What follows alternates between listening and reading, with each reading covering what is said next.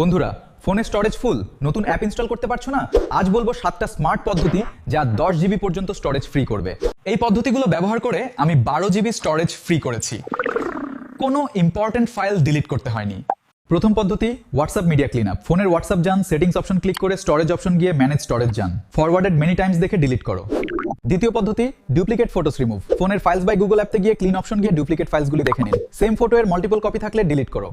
তৃতীয় পদ্ধতি, app cash clear. ফোনের সেটিংস গিয়ে অ্যাপস অপশন ক্লিক করে স্টোরেজ গিয়ে দেখে ক্লিয়ার ক্যাশ করো।